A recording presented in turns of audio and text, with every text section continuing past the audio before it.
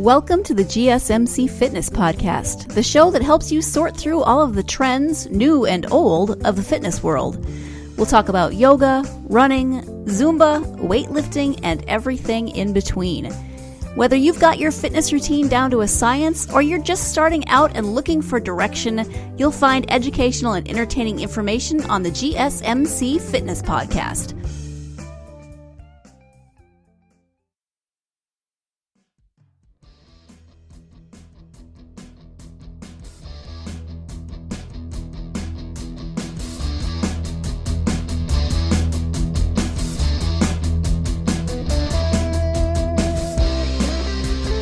Welcome to the GSMC Fitness Podcast. I'm your host, Alexandra. Today, we're going to talk about hydration, detox diets, and meal kits. So we're sticking to the food, to the things we intake into our body today. And before you click out and stop listening, this is a huge part of fitness, not just health of the body, but just overall fitness, even with looks. If you're just thinking looks, this is so important. So don't click away yet. Keep listening. It'll be fine, I promise. So first, let's talk about hydration. Hydration is a point of conversation that everyone talks about. Most people don't get enough water, and we need to make sure we drink more water every single day, just in general, which is wonderful and great and awesome. However, there's also something that needs to be taken into consideration, that people who work out more, or are athletes especially, will have heard of this: electrolytes. Electrolytes are actually very important to keep us hydrated, not just water. So what are electrolytes exactly? What they do is they carry these electrical charges that help us with a lot of different things, with fluid balance, blood pressure, muscle contractions, blood pH, a bunch of different things. And there are different kinds of electrolytes, and each one does a different thing.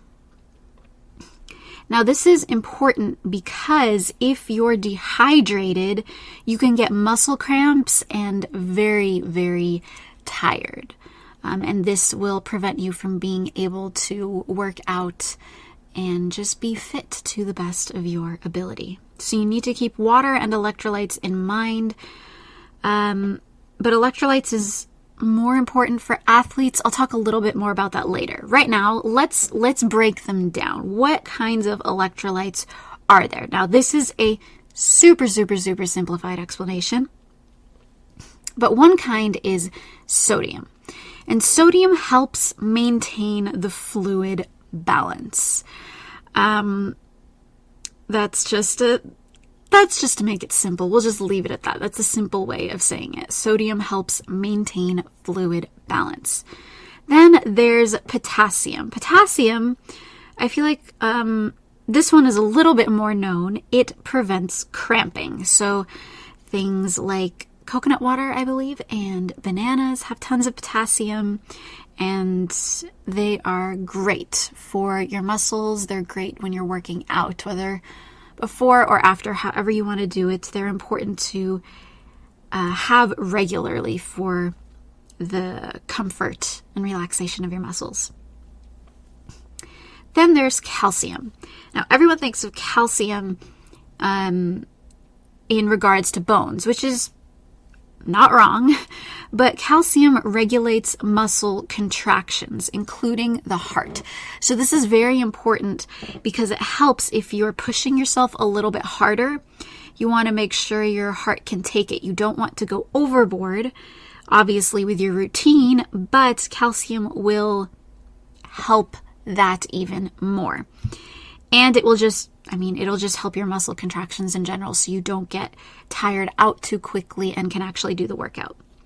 Then there's magnesium. Now, magnesium relaxes the muscles. So it supports calcium, basically, because you don't want your muscles tense all the time. You want them to be able to relax and heal and have a good, comfortable level during your workout. Then there are bicarbonates, sodium bicarbonates. So this one is a little bit up in the air. There's some studies, and there needs to be more studies on it, is what I've gathered. But basically, they may delay fatigue and enhance endurance. So some studies say that bicarbonates buffer the lactic acid in our blood, and this acid builds up when we exercise, and it supposedly makes us very tired. So bicarbonates are supposed to help with that, so we can have longer or more intense, more beneficial, I guess, quicker beneficial workouts. But like I said, this one's up for debate a little bit. Now, with all of that in mind, and knowing that there are different kinds and the specific things they do, how much electrolytes do we need? Well, it depends. In general, if you're not an athlete, water is likely enough. So honestly, you don't need to worry about it whatsoever. The electrolytes will come naturally from the foods you eat. Like I mentioned, bananas and coconut water before.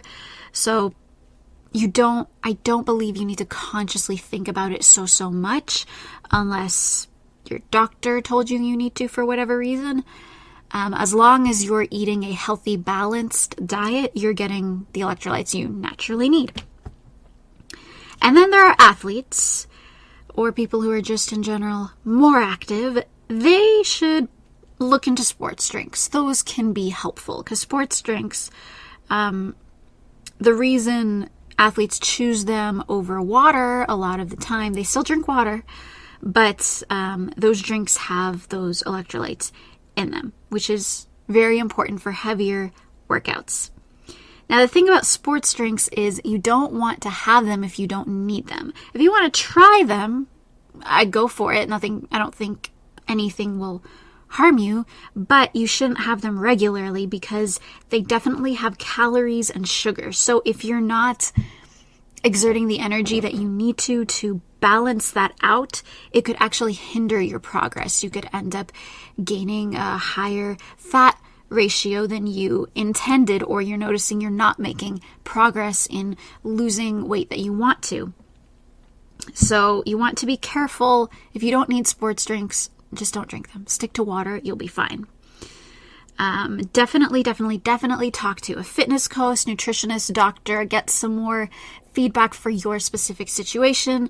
But in general, water should be fine, I believe, for the average person. But supposedly, if you work out for more than 1 hour, then you can look into including more direct ways of consuming electrolytes into your diet. But again, I mean, that could also depend on the intensity of what you're doing and your age and your sex. So definitely talk to someone about it to get that information and see if more electrolytes are for you, or if just water is the only thing you need to really focus on and make sure you have enough of. That's it for now. We are going to take a break, and when we come back, we're going to talk about how much hydration is enough. Do you want to be healthier, yet you just don't know what to do? All these shows telling you this and that, but nothing seems to work. Well, listen close. Golden State Media Concepts has got something great for you. The Health and Wellness Podcast, dedicated to workout trends, healthy eating habits, diet, and everything about healthy living. Join us in our banters as we help you not just live life to the fullest, but live it to the healthiest.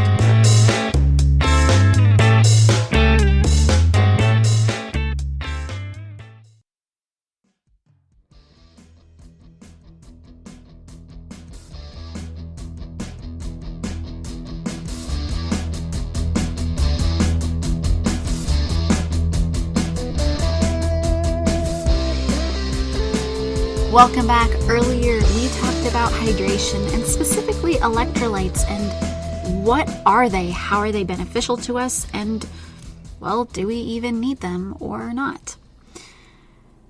We're going to continue on the hydration train and talk a little bit more about that. How much hydration do we actually need? Everyone talks about the importance of hydration and how we need to drink this much a day.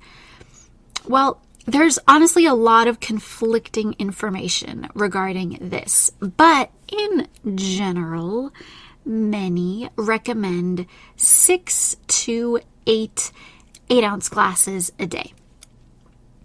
Now, obviously, this can fluctuate depending on the person, whatever your routine is, but that is the general consensus from most. Many say that the best way to consume the hydration, water, whatever it may be, is to sip throughout the day. Sipping is especially good because it kind of reminds you, keeps you on your toes a little bit, so you're not forced to gulp down a lot of water if you're not used to that. Even if you're thirsty, if you're not used to that, it can be a little bit difficult to do that. So sipping can help encourage the drinking process. Keep in mind whether you're male or female and how much you exercise can absolutely influence this. You also need to keep in mind certain medical conditions because it can be important how much water your body takes in depending on certain conditions. So talk to your doctor about that for sure. And a very interesting question. Is it possible to have too much? Yes, it absolutely is. You can absolutely have way too much water. But honestly, most people have way too little, so I wouldn't be too concerned about that. If you're interested, you can talk to your doctor about that, what exactly is too much, because that is possible and it can be harmful. So you do want to be careful, but I wouldn't fret because most people definitely have way too little water. So don't stress. I think you'll be okay. Just make sure you have roughly the recommended amount based on your situation, who you are, what you're doing. The benefits of water and hydration in general is they're great. They're super, super important for anyone trying to get fit. Water is wonderful for the metabolism. It clears out the metabolism. It can help jumpstart it. It's really helpful for keeping that metabolism at a healthy pace. And it can also encourage calories burned per day. That also has to do with the metabolism. So definitely important to drink enough water. You will definitely make progress, better progress, and feel better if you have enough throughout the day. Another thing people don't consider is we do get some of our water intake from food. I believe we're supposed to have roughly 20%, I think, of our water intake throughout the day from foods. So some foods to keep in mind to help encourage that, because I know some people aren't used to drinking cups of water, so to help you get used to it, keep these foods in mind. Any kind of melon, especially watermelon, but any kind, contains so much water. Strawberries, peaches, oranges, cucumber, and lettuce.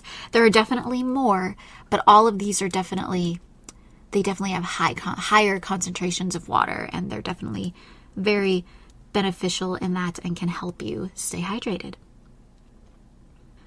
Now, with all of that, hydration, it's super important, especially making sure you drink enough water. And if you're an athlete, getting those electrolytes is definitely important. But I'm going to talk a little bit about my experience with this. So currently, I'm getting back into a tougher routine.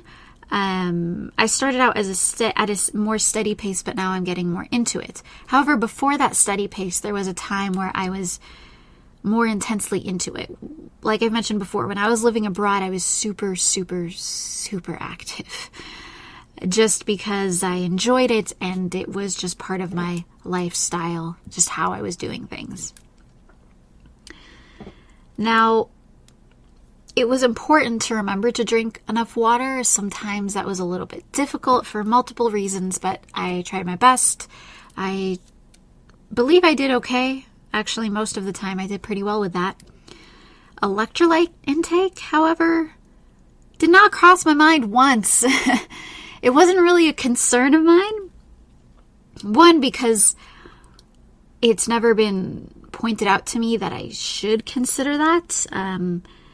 But two, I just didn't feel like I was being harmed in any way by not having them. Like, I got what I needed from my food, and I drank as much water as I could to get the amount that I needed for the day.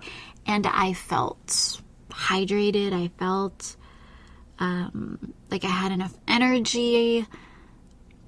I didn't really feel hindered in any way from having no direct electrolyte intake from any sports drinks or anything like that.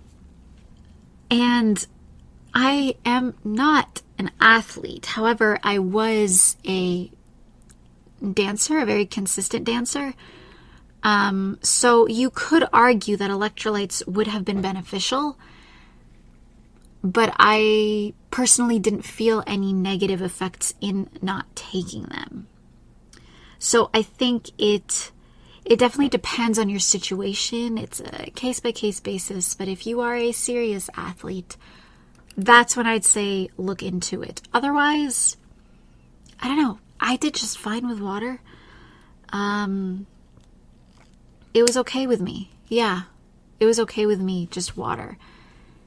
I just try to be conscious. If I work out a little extra a certain day, I make sure I eat a banana, but I eat bananas almost every day anyway. And I, try to make sure I get enough protein, wherever the protein's coming from. Though I like my veggies, so I try to get it from there. Yeah, it depends on the person. So definitely look into electrolytes if you're curious, but it's likely that it might not be needed for your situation. And just pay attention to how much water you're drinking. If you need to sip throughout the day, sip throughout the day. I would recommend, to help you get used to drinking water, first thing in the morning, go get a glass of water and do not let yourself eat breakfast until you finish it. I'm not saying a tall glass. I'm saying just regular, small glass. You can start a little bit smaller if you need to, like half a glass at first. And once you get used to half a glass, do a full glass. And do that every single morning. You're not allowed to eat breakfast until you drink that. And with that challenge, that hopefully helps you, we're going to take a break. When we come back, we'll talk about detox diets. Tired of searching the vast jungle of podcasts? Now listen close and hear this out. There's a podcast network that covers just about everything that you've been searching. Hey! The Golden State Media Concepts Podcast Network is here. Nothing less than a podcast bliss with endless hours of podcast coverage. From news, sports, music, fashion, cooking, entertainment, fantasy, football, and so much more. So stop lurking around and go straight out to the Golden State Media Concepts Podcast Network. Guaranteed to fill that podcast itch. Whatever it may be. Visit us at www.gsmcpodcast.com. Follow us on Facebook and Twitter, and download us on iTunes, SoundCloud, and Google Play.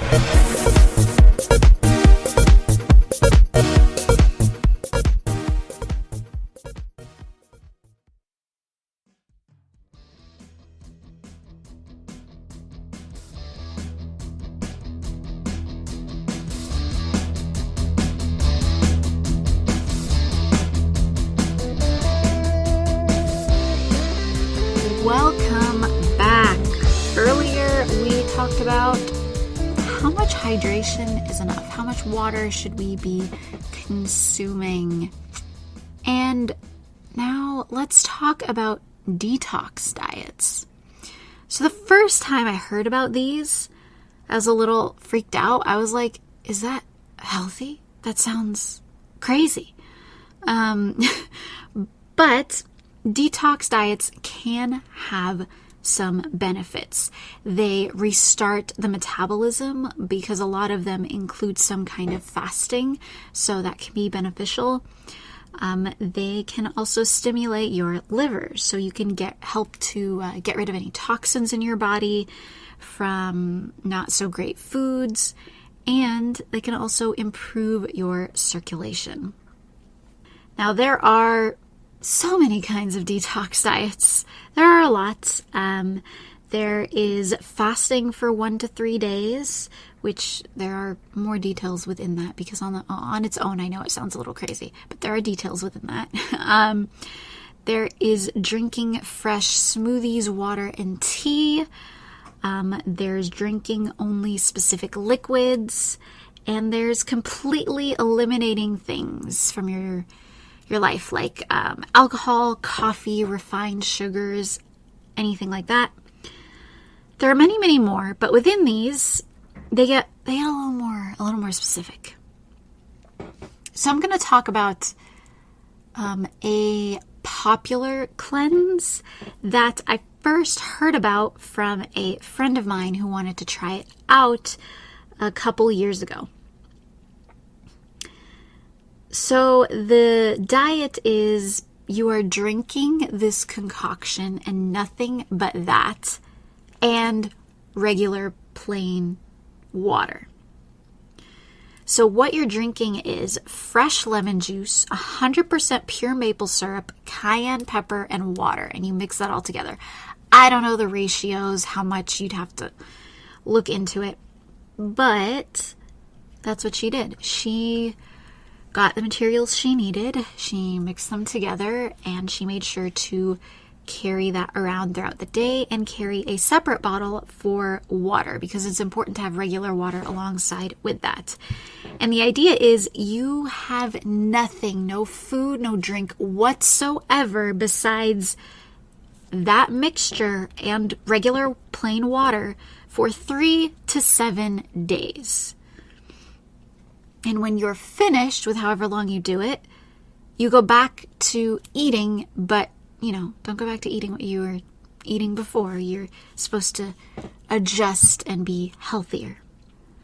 So, these kinds of cleanses can bring about concern from a lot of people, me included. When I first heard it, I asked her 1,000 questions, and during the process, she updated me on her feelings about it, and I did some research.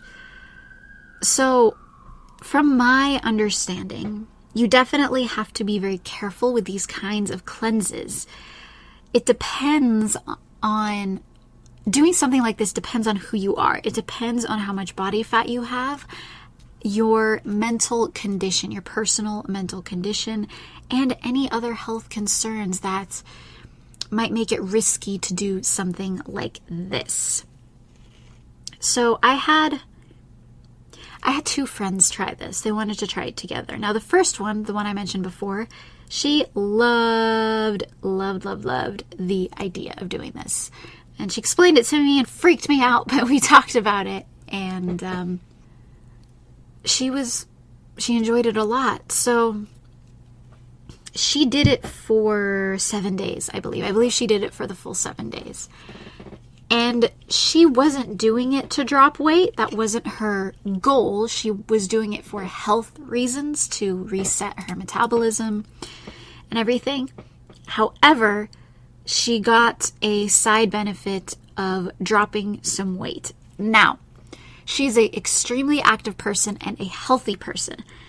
However, she could afford to lose some weight. I'm not saying she was obese, because she was not obese whatsoever, but she had some fat within her body that could help support her during the cleanse. This is an extremely important point I'm making, because her other friend that wanted to try this diet did not have any extra fat that she could use to support her through this whatsoever, and that affected her. Before I go into that, let's talk about the first friend a little bit more. When she first started the diet, on the first day, she felt hungry. She wanted to eat regular food, and it was a little difficult, but she did it. But the next day, it was okay. And then by the third day, she did not feel tempted whatsoever. Obviously, the smells of food were good, but she didn't feel hungry. Her energy levels didn't drop. And mind you, again, extremely active woman. I can't tell you how much she doesn't stop moving, because she does not stop moving. And she not just doesn't stop moving, but actually does sports and sport-like things. So her energy level did not drop. She felt perfectly fine, and her sleep was exactly the same. She wasn't sleeping extra or anything like that. So for her, it worked. And after she finished the diet, she decided to do intermittent fasting, which we have talked about previously. So she would fast from morning till noon and then start eating until 8 o'clock. She would stop eating. And because of this, she noticed her portion sizes were readjusted, so she was eating less food because her metabolism and her stomach was used to a liquid diet only. So obviously she had to go into it carefully. She didn't start eating fried food or anything like that right off the bat. Her stomach wouldn't have enjoyed that, but she adjusted, and she did end up dropping some weight. And she felt good. She felt healthy throughout the whole process. Now, this other friend, this one that was very thin in comparison, their body types are different. By the second day, she was not doing good. She felt terrible. Her mood was awful. She was hungry. And I think by the third day, if I'm not mistaken, she decided to stop. I can't believe she lasted as long as she did, to be honest. I didn't consider it at first, but it makes sense. She didn't have anything extra to help support her through something so extreme, because the idea of this diet is supposedly, because it's made to be temporary, it has the nutrients that you would need to survive and be healthy temporarily. That's the idea of it. But for certain body types, certain lifestyles, it may not be a good idea. It just depends on the person. And for a diet this extreme, let me put it this way. So I have never done a cleansing diet like this before. However, I remember this very vividly because of how strange it was. But when I was a kid, I don't remember how old I was, maybe late elementary school, there was this juice. It was my favorite juice in the world. I don't know what it was. It was a mix of different kinds of berries and obviously so much processed sugar because it was a juice. And I drank that occasionally when my parents bought it. But this one day, I didn't have anything the entire day. I didn't feel hungry. All I did was drink that juice the whole entire day. I don't know why, but I wasn't hungry. And I told my parents at the end of the day, and they were concerned, but I was clearly fine. My energy level was fine. My stomach was fine. This was just a natural feeling that I had that I followed throughout the day. So yeah, that's just how it was. And I felt fine. And the next day I was fine. Nothing was wrong. Just for some reason, that one time ever in my entire life, I didn't feel like eating the entire day. I just had this juice. So I don't think it's necessarily bad to have a certain kind of fasting-like diet or liquid-like diet. You just may have to adjust it or choose one based on your situation. Especially with something this extreme, please do your research. Please talk to a doctor, because it could be wonderful and helpful and you'll love it, or you may not love it so much and it may not be a great idea for you. So keep those things in mind. With that, we will take a break, and coming back, we're going to talk about nutritionists' opinions on detox diets and what might be the best detox diet. The GSMC Life and Happiness podcast takes you on a journey of exploration. We'll discuss tried and true methods alongside the latest trends of how to best live your life to its fullest and happiest. From psychology to meditation, science to self-help books, the GSMC Life and Happiness podcast will help you to discover what makes you happy and how you can live life being the best you possible. Download the GSMC Life and Happiness podcast on iTunes, Stitcher, SoundCloud, Google Play, or anywhere you find podcasts. Just type GSMC in the search bar.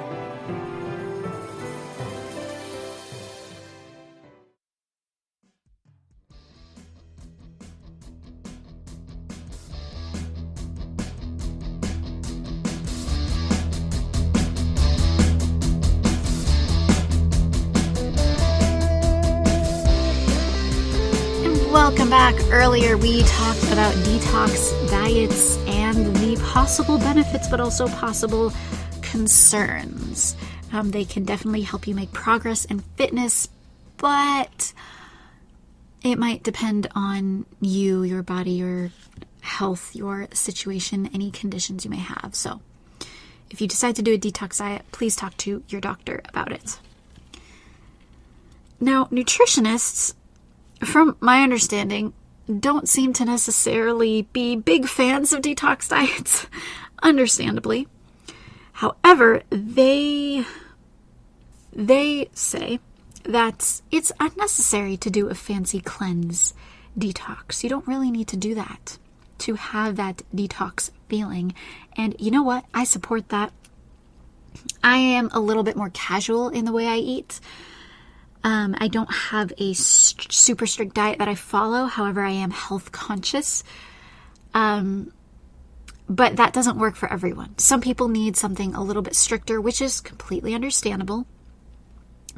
Sometimes stricter diets can help encourage and give faster progress, depending on the person. So cleanse diets I don't think are necessary, but they could be helpful. However, like the nutritionists say, the best kind of diet, supposedly, is to just eat way more fruits and vegetables, because honestly, you're probably not eating enough. And you know what? I agree. I eat enough some days, and some days I realize I didn't eat enough. So it's a back and forth. It's a struggle. We try our best, but we need to be very conscious about how much fruits and vegetables we're eating. We definitely need to eat more. Obviously, if you're an athlete and you're trying to get in more protein and you want to get your protein from lean meats, that's a different story. But in general, it is recommended to definitely incorporate more fruits and vegetables into your diet, and that is the best way to cleanse whatsoever. Just one thing about that, be careful about juicing. When you juice anything, because you're only getting the liquid from it, you are removing the fiber from your food. So if you want to turn anything into a liquid, I would recommend blending over juicing. If you're thinking about doing something like that, if you want a liquid breakfast, for example. Some other helpful tips is to stop using sweeteners. One of my favorite things is plain yogurt, not fruit yogurt, just plain sour yogurt. I think it's delicious personally. I love it. It is wonderful for the digestive tract, wonderful for your metabolism, can help you digest your food, and therefore you will find progress in your digestion of food and your weight loss if that's the path you're on. Now, you do need to be careful with cereals and granola bars because those can definitely have a lot of sugars in them. What I would recommend instead of cereals is, there are some cereals that don't have sugar. Like you can get Honey Nut Cheerios without the honey. There are plain Cheerios. You can get those. And if you want, you can add your own spoonful of natural honey, natural organic honey. Regarding granola bars, I love them so much, but I don't have them often. What you can do instead of a granola bar is have oatmeal. And if you want, with your oatmeal, add a spoonful of honey with that. And you can eat it with some fruit as well, and that can help that. So those are some ways to help you if you're a little bit worried about not using sweeteners. Obviously, you want to cut out soda and baked goods like cakes and puddings, and that's not a baked good, but you still should probably cut out puddings. Just be conscious and cut those things out. Obviously, there are cheat days and cheat treats or whatever, but be very limited and limiting with those. In general, the idea is you want to pay attention to your gut health rather than cleansing, because your gut health will be important in the long run to your fitness. You will have more energy, you will make more progress in your fitness goals if you pay attention to the health of your gut rather than worrying about doing a very strict cleansing diet. A better metabolism will help you lose fat or weight or maintain a healthy one. So make sure you have plain yogurt, whole grains, fiber-rich foods. All of those are very important to keep in mind. And in general, you want to also minimize snacking so you don't overeat. A lot of times we snack not when we're hungry, but just because. For whatever impulsive reason that we have. So just be a little bit conscious of that. Obviously, you don't want to feel super hungry and overeat, but don't starve yourself, and don't snack too much. I'm personally a huge fan of fruit and vegetable diets because I love my fruits and vegetables, and I don't eat a lot of meat. Let me put it this way. When I first moved abroad, the place I was at, they eat a lot of meat, specifically pork. And my body's not used to that, but I didn't consciously think of it because I wasn't cooking or didn't have family members cooking for me. I was mostly eating where I worked in a cafeteria or eating out. And this caused me to not pay attention to my meat intake. I ate healthy, but I ate foods that I saw that I would like, and I tried things. However, very, very, very quickly, like within a week, I felt energy loss. I felt bloated. I felt not great.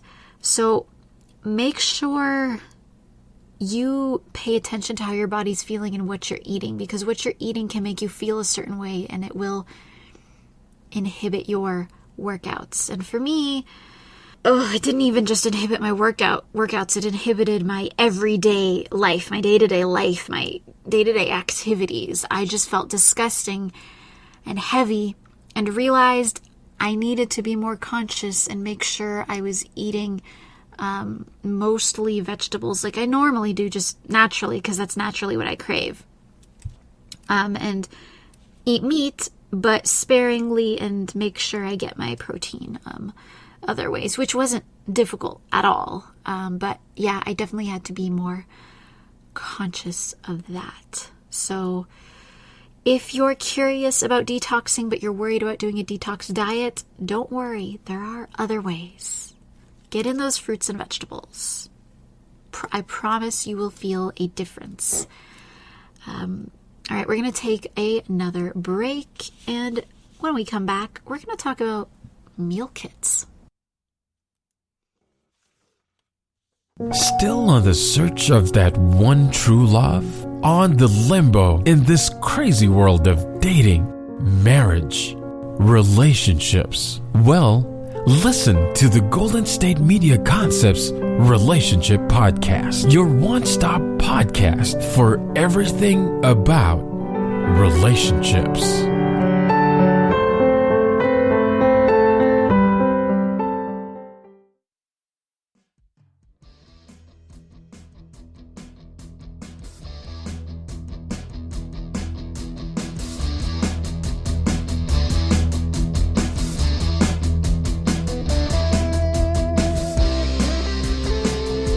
Welcome back. Earlier, we talked about a healthy alternative to detox diets that is recommended by nutritionists.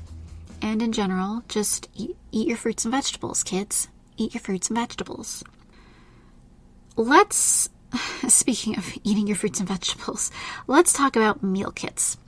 Now, a lot of people choose to have these meal kits. If you don't know what they are, there's services where you can order ingredients and you follow a recipe and you make a specific meal. And obviously you can choose what kinds of things you like, but in general, it can be helpful, but it could not be. We'll talk about that. Let's start with the pros. Yeah. Okay. So pros of meal kits. They can help control your diet. Now, what I mean by that is portion sizes. They can definitely help with portion size because it is a specific amount of food that is supposed to be a good portion size. And nutritionally, they are supposed to be nutritionally balanced, so that can help you get used to nutritional foods in that way and not be forced to do a lot of thinking about that and how you should start doing that. Another benefit is ease of prep. You don't have to do so much shopping, and cleanup is easier, which saves you time. I definitely see the benefit for maybe people with kids, especially, might enjoy stuff like this. It's also great because you learn new recipes. Even if you stop using the kit or need to temporarily stop using it for whatever reason, you have these recipes on hand now, so you can go shopping and make dishes that you really love. Another great thing, now it depends on the meal kit company, but they can cater towards specific diets. For example, vegetarian or gluten-free. You can definitely keep that into consideration when choosing one. And you can obviously see all the ingredients, so you can pick which meals you like. And another great thing is you're going to eat at home more. So eating at home more in general is going to be healthier, which is great. And it'll get you into the habit of eating at home more and cooking, which is awesome because some people aren't really used to that. Now some cons. Well, the quality of ingredients could definitely vary. It depends on the meal kit company, and it might be risky. Depends. Another concern is portions may not work for everyone. It depends on the lifestyle of whoever you are. Athletes in particular, they can't use a normal meal kit. Their intake of food is a lot higher than the average person. So you need to keep in mind what your intake is when you consider meal kits. Regarding portions, if you need help adjusting your portions, meal kits are definitely good for that. They can help you adjust, but just be careful. Make sure you're getting enough. Another concern for some people may be the packaging, because some of the materials aren't recyclable. So that can be a concern because, they pre-package all the individual ingredients and then everything together, and then you're getting that regularly a few times a week, whatever it is. For some people, that's a big concern. And then, of course, there is the price per meal. These are usually pretty pricey. It can be worth it to some, but maybe not. It depends on your budget. Now, there are certain meal kits that are considered healthier. I personally don't really understand all the differences between them, but I will give you the top 4 I saw according to the Glamour magazine. And I also saw these recommended in other places. You may have heard of some of them. Home Chef, Sunbasket, Blue Apron, and Freshly. There are more that are considered healthier, but these are like supposedly like top 4. They're up there, so they are ones you can start to look into if you're curious. Now, I mentioned an active lifestyle before and how these kits might not be enough portion-wise. There are actually specific meal kits for athletes. They are made to be higher protein diets for people that need that extra protein intake. So some of the ones you could look into, I don't know all the details, but you could look into Muscles Meals to Go, as in the number 2 go, Meal Pro, Pro Train F3, the number 3, and Kettlebell Kitchen. That's Kettlebell Kitchen. So I have never tried any of these, I will be honest. I don't personally know anyone that has tried them, but I have seen places where people have used them before, and they seem to enjoy them, and they seem to be helpful for a busier lifestyle, because they definitely cuts down on prep time, so that can be a useful feature. It depends. I think it can be worth it, especially in the beginning if you're not sure where to start regarding diet and portions. If you want to adjust but don't know what to do, this can absolutely be a good starting point, because there's so many choices out there, so many recommended diets or arguments about what's healthy, what's not healthy. Try a meal kit. Why not? It's a good starting point, and if you end up not liking it, all you have to do is stop. And in the meantime, you have some recipes you can play with, and you'll have a better idea of portions, because you'll have that example from what was given to you. So it's definitely a option to look into. I'm not like super against it or anything like that. I'm not super pro it either. I would rather make my own meals at home, but this is a option, and it's not a bad option. It just, you gotta weigh the pros and cons and see what's best for you. Let's take another quick break. When we come back, we will talk about why I personally don't think about meal prepping at all.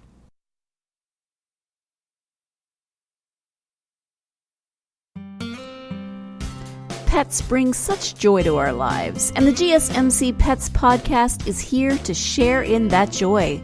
We'll tell stories of pets finding their forever homes, acting in unexpected ways, being helpful, or just being silly. Whether you love dogs, cats, llamas, reptiles, fish, or you've never met an animal you didn't like, the GSMC Pets podcast is for you.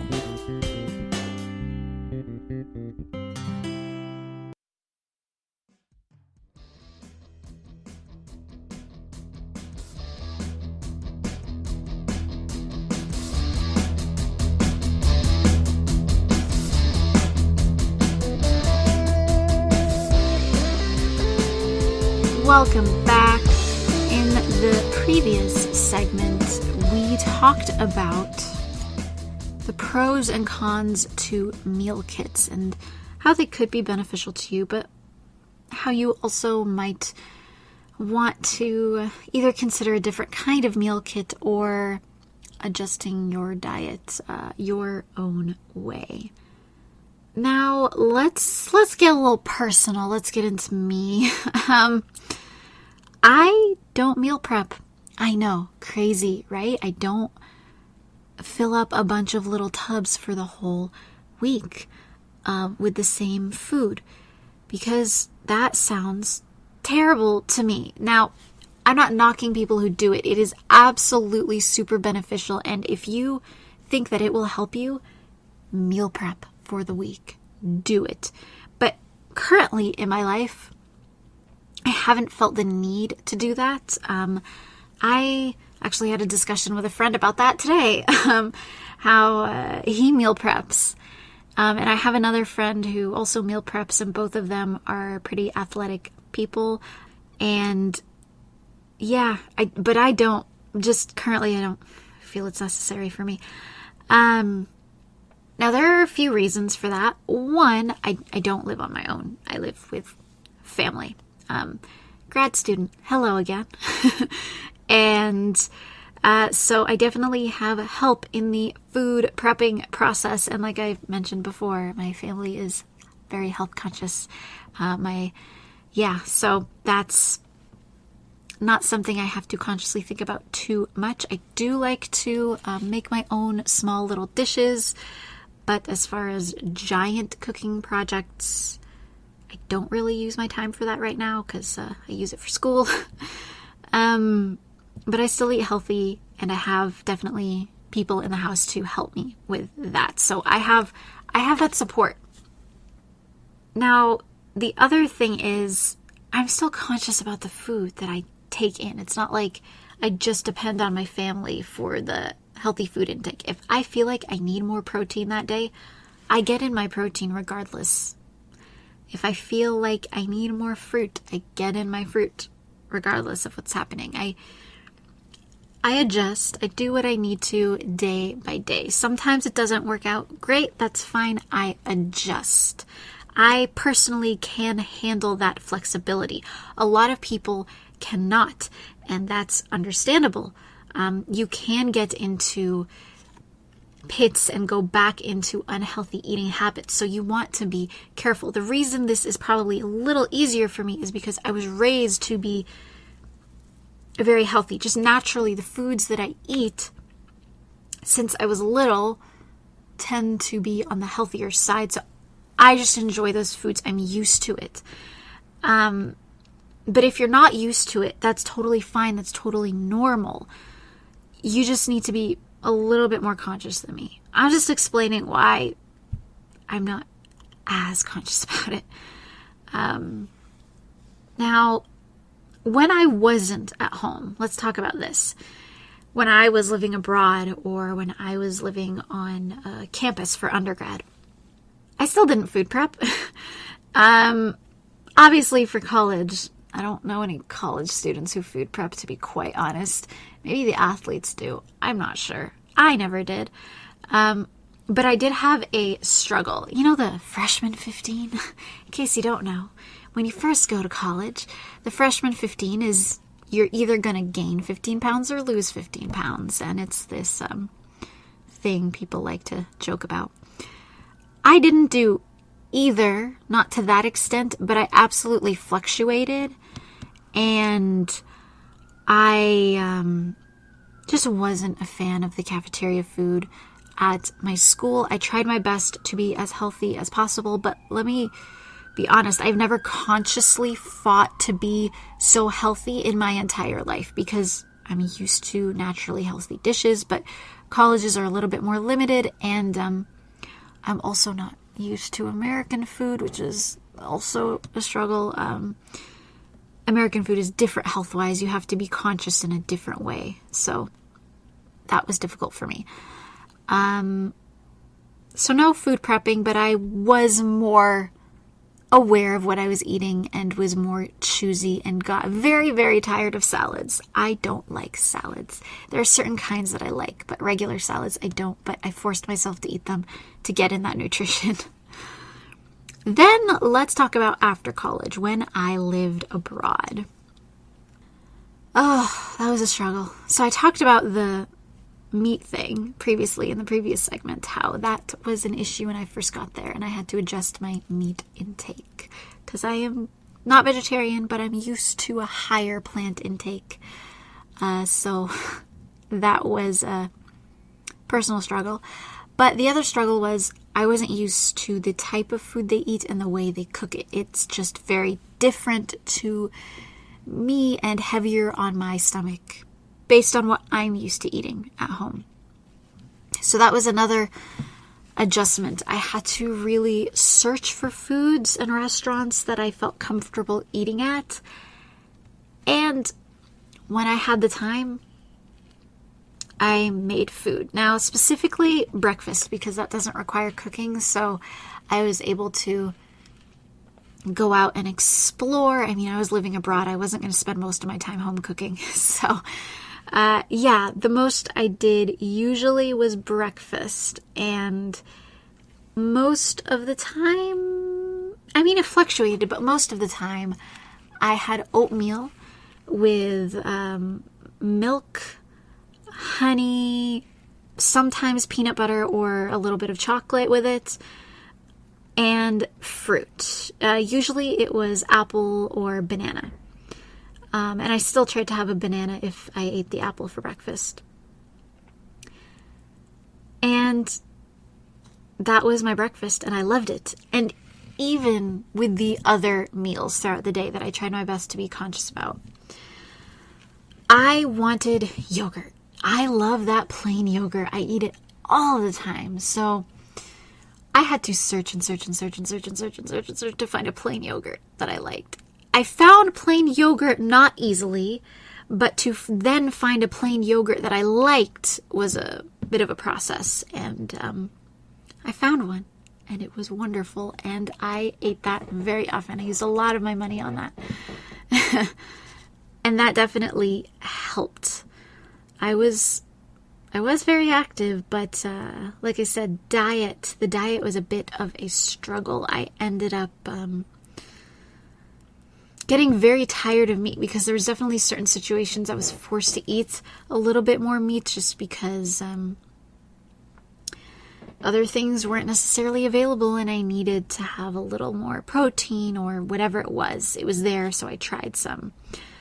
And that was something I didn't enjoy. So when I came back home, actually, funny thing, I didn't turn vegetarian, but I absolutely did not even want to smell meat for the longest time. I came home and I couldn't do it. I really didn't want to be near meat. I was so tired of it. I'm back to normal now. I have my normal meat intake now, but man, when I first came back, it was a struggle. It was an adjustment. Now, let me get a little more specific because I have mentioned before that I don't eat a lot of meat, but I'm not vegetarian. I just like my veggies.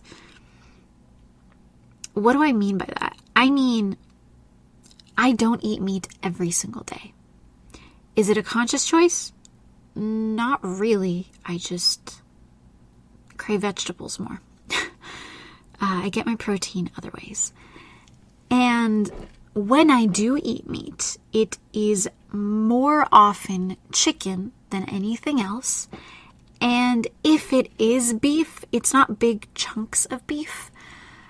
It is usually ground beef that is mixed with other foods. Therefore, it is diluted and there is less of it.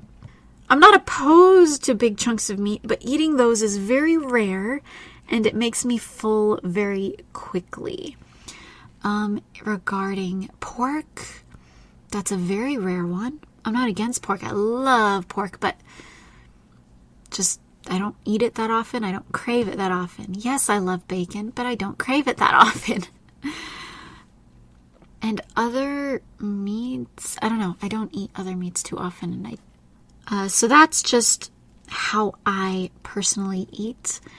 And it works for me. I get all the protein I need, honestly. I get it from chickpeas, from lentils, from any type of bean or legume. What else has protein? Cheese and yogurt, of course, and milk. I love my dairy products. My meat is definitely replaced by dairy.